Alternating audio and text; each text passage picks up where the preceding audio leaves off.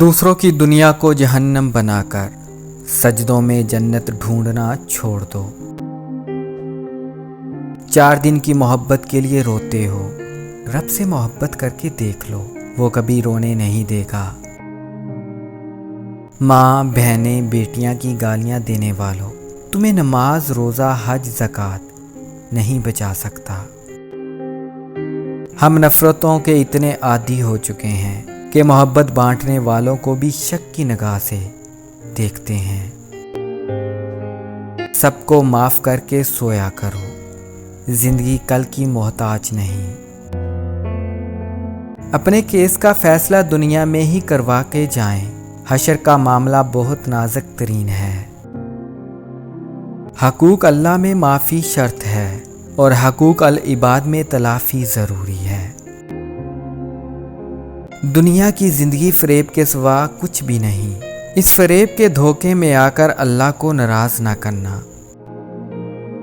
زندگی آسان نہیں ہوتی، اس کو آسان بنانا پڑتا ہے، دعا کر کے، کچھ صبر کر کے، کچھ معاف کر کے اور کچھ نظر انداز کر کے۔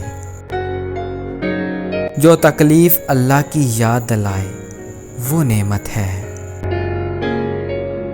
صبر کرنا سیکھو، معاف کرنا سیکھو، پھر دیکھو زندگی کیسے آسان ہوتی ہے۔ کامیابی چاہتے ہو تو ماں باپ کی دعائیں حاصل کرو، دنیا و آخرت سنور جائے گی۔ اگر کوئی مردہ قبر سے نکل کر دنیا کے زندہ لوگوں کو صرف موت کی شدت سے ہی باخبر کر دے تو لوگ عیش و آرام کو بھول جائیں اور ان کی راتوں کی نیندیں اڑ جائیں۔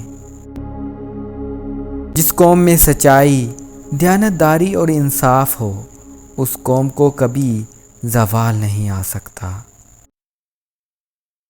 ہم امت نہیں ظالم بن گئے ہیں، کشتی کو اپنے ہاتھوں سے ڈبو رہے ہیں۔ کبھی کسی کا دل نہ دکھاؤ، اس نے صبر کر کے اللہ پر چھوڑ دیا تو تمہارے لیے مسئلہ بن جائے گا۔